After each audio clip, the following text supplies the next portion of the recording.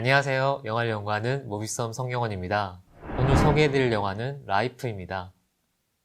솔직히 제가 에어리언 같은 영화를 잘 못 보거든요. 무섭기도 하고. 제 허들을 통과할 수 있으면 모든 사람들이 다 볼 수 있다고 생각하시면 좋을 것 같고, 새로운 영화냐고 하면 아니고요. 미지의 영역에 첫 발을 들이는 영화냐라고 하면 그것도 아닙니다. 그렇다고 해서 영화 재미없냐라고 하면 그것도 아니고요. 결국 다 아는 재료를 어떻게 조리했냐가 중요한데, 이 영화는 되게 맛있게 조리한 영화라고 볼 수 있고요.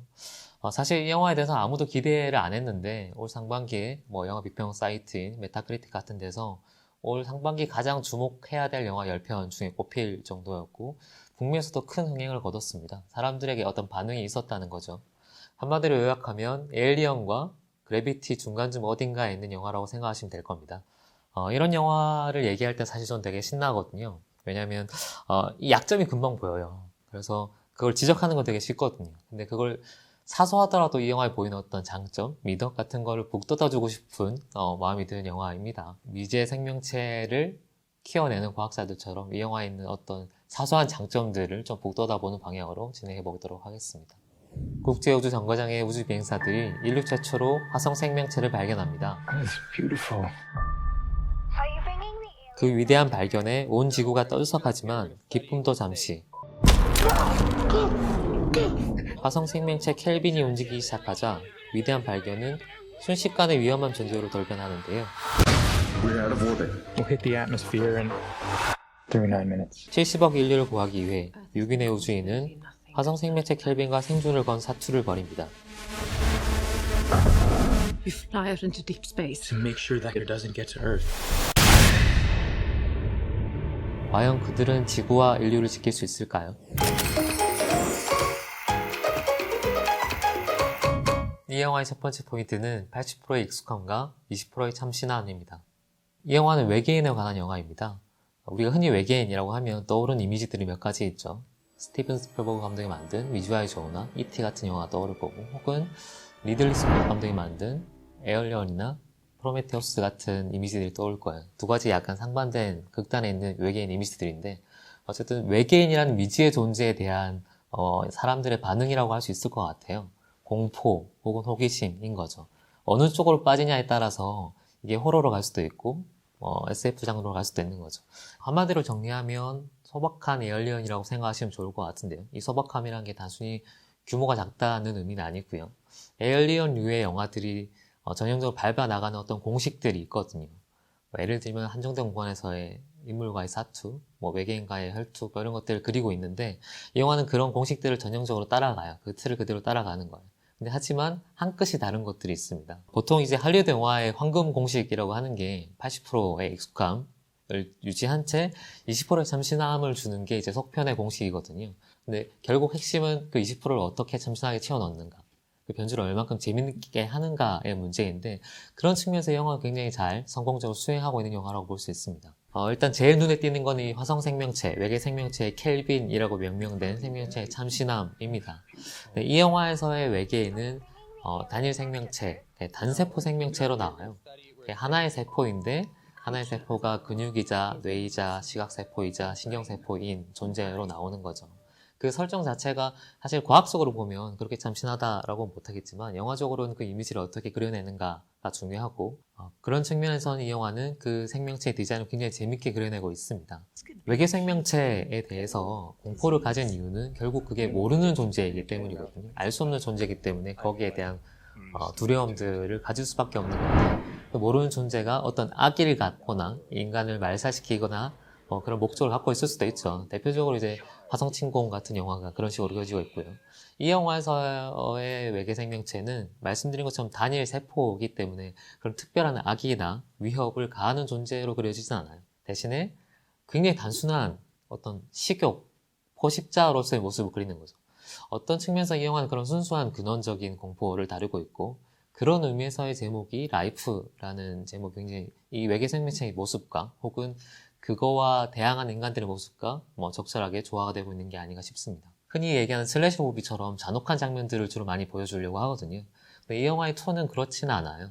그렇게 제가 볼 수 있을 정도의 영화니까 외계인의 학살 같은 걸 보여주는 게 아니라 그냥 좀 차가운 공포에 가깝게 그려내고 있는 것 같아요. 오히려 우주 공간에서의 공포라는 게 훨씬 더 부각되고 있고, 그런 측면에서 이 영화에서 재현되는 죽음의 어떤 모습들은 이렇게 잔인하게 찢어발기는 모습이라기보다는 활동의 정지, 무중력 상태의 어떤 가만히 고여있는 움직임에 가깝게 묘사된다고 볼 수 있습니다. 그래서 화성 생명체의 어떤 디자인, 영화의 핵심이 되는 이 외계인의 형태는 굉장히 참신하고, 영화를 다루고 있는 이 공간도 완전 미래가 아니라 근미래이기 때문에 좀 리얼리티를 살리는 방향, 그런 설정들이 굉장히 참신하게 가는 거죠. 전형적으로 이제 알 수 있는 게 이 영화의 음악들인데, 정확하게 음악이 들어가거든요. 긴장되는 화면에서는 긴장되는 사운드가 나오고, 평화로운 순간에서는 평화로운 사운드가 나오고, 그러니까 뭔가 사운드가 바뀌었다라고 하면 그때부터 긴장을 하시면 돼요. 이 영화의 오프닝을 보면 굉장히 넓은 우주 공간에서 화성 탐사선이 이렇게 천천히 가는 고요하고 잔잔한 화면이 나와요. 그리고 나서 화성 탐사선의 1인칭 시점으로 바뀌면 굉장히 격렬한 사운드, 긴장된 사운드를 들려주는 거죠. 이런 식으로 이완과 긴장을 반복시키는 사운드들 혹은 연출들이 외계인이 본격적으로 이제 출연하기 시작한 이후부터는 영화를 정신없이 빨려들게 하는 어떤 힘이 될 수 있는 거죠. 그런 의미에서 이 영화의 전개, 연출 방식은 굉장히 익숙한 80%에 해당한다고 할 수 있고요. 초반에 깔고 가는 설정들, 그리고 외계인의 디자인, 우주 공간이라는 디자인들은 20%의 참신함을 주는 거죠. 굉장히 익숙한 이야기 틀을 갖고 좀 새로운 재료를 첨가를 하는 거라고 보시면 됩니다. 우리가 즐기는 건 결국 그 새로운 재료, 화성 외계인이라는 미지의 존재인 거죠. 이 영화의 두 번째 포인트는 차단과 폐쇄로 이루어지는 영리한 장치입니다. 사실 이런 종류의 장르 영화는 결국 관객과의 게임을 벌인다고 보시면 됩니다. 그러니까 의외의 상상력이 들어가야 되고, 그런 의외의 순간들이 관객을 놀래켜 해야 되는 거죠. 좀 잔인하게 들릴 수도 있지만 얼마나 창의적으로 그 인물들을 죽여나갈 것인가가 굉장히 중요한 영화예요. 창의적으로 인물을 죽이기 위해서, 그리고 제한된 어떤 장치들을 만들어 나가는데, 이 영화에서 제한은 두 가지예요. 하나는 우주 정거장이라는 공간, 그리고 그 공간 안에는 6인의 인물. 조금 과장해서 얘기하면 영화의 효과는 딱 두 가지일 뿐이에요. 쇼크 아니면 서스펜스거든요. 무슨 말이냐면 놀라게 하거나 긴장을 주거나, 계속 긴장을 주는 와중에 중간중간에 쇼크를 주는 거고, 이 완급을 어떻게 조정할 건가가 결국 영화의 호흡이거든요. 이 영화에서의 쇼크는 괴물의 습격이 되겠죠. 그리고 서스펜스는 이 제한된 상황들이 만들어 나가는 거예요. 우주선이라는 한정된 공간, 어떤 인물이 죽을 거고, 어떤 인물이 어떻게 죽을 거고, 어느 타이밍에 죽을 거고, 그게 굉장히 중요해요. 이 영화에서의 영리함은 그걸 연쇄를 시켜 나가는 거예요. 그냥 무자비하게 똑같은 방식으로 살리게 되면 처음에 놀라겠지만 나중에 재미가 없거든요. 어떻게 죽일 건지, 어느 타이밍에 죽일 건지, 그리고 그 사람의 죽음이 다음 사건으로 어떻게 이어지는지, 이 연쇄를 계속 시켜 나가는 게 중요하죠. 그런 타이밍들을 줬다가 뺏었다가 하는 게 결국 관객과의 게임을 벌이는 거고, 이 영화 끝까지 그 게임이 계속 지속된다고 보시면 돼요. 이 우주 정거장이라는 설정, 그 공간이 나타내는 어떤 핵심 키워드를 정리하면 차단 혹은 폐쇄거든요. 이 영화의 전체적인 모티브는 이 차단과 침투를 반복하는 거예요. 우주인들은 화성 생명체의 공격을 막아내기 위해서 우주 정거장의 문들을 하나씩 닫아 나가는 거죠. 그 공간을 좁혀 나가고 문을 계속 닫아요. 그리고 이 화성 생명체는 습격을 해야 되니까 또 그걸 침투해서 들어가는 거죠. 차단과 침투가 반복되는 이 구조, 우주선의 구조를 최대한 활용하는 것이 이 영화의 전체적인 모티브라고 할 수 있고요.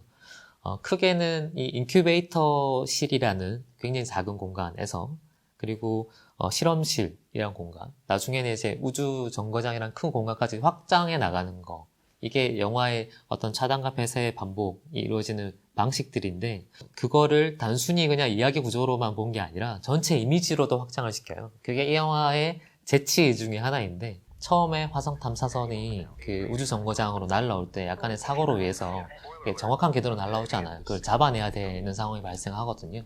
그래서 로봇 팔 같은 걸로 이제 우주선이 밖에 나가서 그걸 잡아내라 라는 명령이 나와서 나가는 장면이 나와요. 근데 보통은 이렇게 뭔가 스펙타클한 화면을 보여줄 수 있는 장면에서는 당연히 카메라도 화면 밖으로 나가고 우주 전체의 모습을 보여주고 잡는 거에 어떤 역동적인 동작들을 보여주고 싶죠. 영화는 카메라를 밖으로 내보내지 않아요. 그냥 계속 우주 정거장 안에 머물게 하거든요. 근데 그 형태 자체, 그러니까 여기 갇혀서 요 안에서 저 지켜본다, 이 격벽이 있다, 이 벽이라는 존재를 뚜렷하게 부각시키는 이 이미지 자체가 영화 전반에 계속 나오는 이미지예요. 화성 생명체를 그 인큐베이터 안에서 혹은 실험실 안에서 바라보는 그 시선이 영화 전반에 반복되는 시선이라는 거죠. 그게 아마도 그래비티를 굉장히 닮아 있는 이 영화의 차이일 건데, 그래비티를 보면 굉장히 카메라가 유려하거든요. 누가 봐도 와 너무 우주 공간에 있는 것 같아 라는 느낌을 줘요. 근데 그게 가능한 거는 그래비티의 카메라를 가만히 보시면 모든 벽을 뚫고 나가요. 카메라가 물리적인 제약 없이 모든 공간을 다 휘젓고 다니거든요. 근데 이 영화에서는 벽에 가로막혀요. 우주 공간에서 가장 큰 공포가 뭘까라고 생각해 보면 사실 이런 화성 생명체, 미지의 생명체의 습격일 수도 있지만 사실은 우주 공간 그 자체거든요. 절대적인 죽음의 공간이죠. 근데 그 죽음의 공간으로부터 우리를 지켜주는 거는 특히 얇은 막 하나예요. 철판 하나 혹은 뭐 우주복의 이 헬멧 하나 정도가 우리를 죽음으로부터 갈라놓고 있는 거죠. 그 막의 존재를 계속 끊임없이 상기시켜주는 거예요. 그래서 이 막이 뚫렸을 때 어떻게 될 것인가, 막이 뚫렸을 때 누가 죽고 누가 살 것인가, 이런 것들을 계속 반복해 나가는 거죠. 결국 이 라이프라는 제목을 한 번 더 생각해 보셔야 되는데, 생명의 방식, 생존의 방식도 그리고 죽음의 방식도 이 차단이라는 장치를 통해서 활용된다고 보시면 될 것 같습니다. 이 영화의 세 번째 포인트는 현실에 발붙인 SF 영화라는 점입니다. 영화의 감독인 다니엘 에스피노사의 인터뷰들을 보면 이런 발언들을 자주 했어요. 이 영화는 수백 년 뒤에 일어날 일이 아니라 바로 내일 일어날 수 있는 일에 대한 이야기다. 우리가 흔히 SF라고 하면 말 그대로 미래, 상상력으로 채워진 공간이잖아요. 이 영화에서 보여주는 어떤 배경들, 특히 이 국제우주정거장 같은 경우는 우리가 이미 알고 있는 이미지들, 실제 존재하는 것들을 그대로 재현을 했어요. 지금 당장 외계 생명체가 온다면 어떤 일이 일어날까라는 리얼리티를 강조하는 배경인 거죠. SF가 사이언스 픽션의 줄임말이잖아요. 근데 이 본인들은 이건 사이언스 픽션이다 라고 주장을 하고 싶다고 해요. 아까 말씀드린 그래비티처럼 그런 카메라웍이 가능하기 위해서는 일정 정도의 CG가 필요하거든요. 근데 이 영화는 정말 실제 우주 정거장을 그대로 재현했다고 해도 좋을 만큼의 세트를 지었어요. 이 무중력 공간에서의 어떤 움직임들이 영화의 주요한 어떤 모티브이기 때문에 이 재현을 하기 위해서 배우들이 거의 매일 2시간 이상씩 와이어에 달려서 훈련을 했다고 하고요. 영화를 보시면 그 실제 우주공간에서 찍었나 싶을 정도로 그 움직임들이 굉장히 자연스러워요. 그만큼 좀 재현? 리얼리티의 재현을 높이기 위한 많은 시도들을 했다고 보시면 될 것 같습니다. 영화에 나오는 모든 인물들이 사실은 굉장히 현실적이에요. 영화에서는 이런 과학자들이나 특별한 전문가들의 어떤 고뇌들을 보여주려고 하죠. 되게 인간적인 면모. 이런 위기 상황에서 처하면 이렇게 행동하도록 매뉴얼화되어 있을 거예요. 영화에서 보여주는 인물들의 어떤 반응들, 괴물에 대한 반응도 되게 즉각적이에요. 각 캐릭터들의 전사를 좀 보여주긴 해요. 어떤 인물이고 어떤 성격을 갖고 있다는 보여주긴 하는데 그걸 구구절절하게 설명하잖아요. 저는 사실 이게 이 영화에서 굉장히 적절한 선택이라고 보거든요. 왜냐면 장르 영화에서 그런 인물들 하나하나의 어떤 드라마들을 주기 시작하면 영화의 호흡이 굉장히 늘어질 수 있어요. 근데 설명하고 싶은 욕구를 되게 차단하고 굉장히 경제적인 연출을 해나가고 있습니다. 가령 이 영화에서 정비 역할로 나오는 라이언 레이놀즈 같은 경우는 6명의 우주인 중에 가장 경박한 인물로 나오거든요. 수다도 많고 농담도 많이 건네고 마치 데드풀을 연상시키는 인물 같은데, 사실 좀 재밌는 거는 이 영화의 시나리오 작가가 데드풀의 시나리오 작가예요. 같은 사람인 거예요. 그래서 어쩌면 뭐 이렇게 약간 그런 캐릭터들도 부여해주고 싶었는지도 모르겠고요. 우주에서 가장 오래 머물렀다고 하는 제키 질렌할이라는 우주 비행사의 역할을 이 캐릭터는 사실 중간에 자기 어떤 고백들을 몇 개 해요. 나는 우주의 이 정막이 좋아. 우주에 머물고 싶어. 라는 얘기들을 하는데 그 캐릭터를 설명하는 가장 강력한 그리고 가장 간단한 방식은 이 잘 자요 달님이라는 실제 있는 동화예요. 그 동화에 약간 집착하는 모습들을 보여주면서 이 동화가 이 사람을 상징하는 거구나 라고 이제 짧게 얘기를 해주는 거고요. 사실 그런 것들이 하도 설명이 안 돼도 영화를 진행하는 데는 아무 문제가 없어요. 근데 캐릭터들을 확실히 부연을 시켜주고 있고 부여시켜주는 짧은 소품들을 이게 제공을 하는 거죠. 그런 측면에서는 경제적인 선택을 하기 위해서 어느 정도는 이야기를 희생시킨 거고, 또 희생시키는 한편 그래도 설명하고 싶어 라는 어떤 감독의 어떤 욕구들을 채워나가고 있는 거죠. 이 영화는 사실 극장 밖을 나올 때 뭔가 가지고 나오는 영화라기보다는 극장 안에서 굉장히 즐겁게 즐길 수 있는 영화라고 볼 수 있고요. 100분 정도의 시간에 식상하지 않게 쭉 따라갈 수 있게 만드는 것도 매우 어렵거든요. 근데 이 영화는 그걸 해내고 있고요, 분명하게. 이 영화가 표방하는 장르가 SF, 재난, 스릴러거든요. 저는 이것보다 정직한 이 영화의 표현법이 없는 것 같아요. 그냥 그대로 이건 SF이자 재난 영화이기도 하고 스릴러 영화이기도 하죠. 그냥 한마디로 정리하면 굉장히 잘 정돈된 장르 영화이고요. 다시 말씀드리지만 저는 에어리언 같은 영화를 되게 못 보는 사람이거든요. 물론 재밌긴 하지만 보고 나면 뭐랄까 너무 긴장해서 몸이 힘들어요. 허들이 좀 높은데 그런 분들, 에어리언까지는 힘든데 이런 장르를 꼭 보고 싶다, 궁금하긴 하다 하는 분들이 입문자로서 보면 되게 좋을 것 같고요. 매운맛의 강도로 치면 이거는 순한 매운맛 정도인 거예요. 그런 분들이 호기심이 있으면 혹은 에어리언 커버노트가 개봉을 할 테니까 그 전 단계로 한번 보시면 좋을 것 같습니다. 이 영화의 대중성은 80점입니다. 이 영화의 예술성은 40점입니다. 지금까지 영화를 연구하는 무비썸 송경호였습니다. 다음 시간에 또 다른 영화로 찾아뵙겠습니다.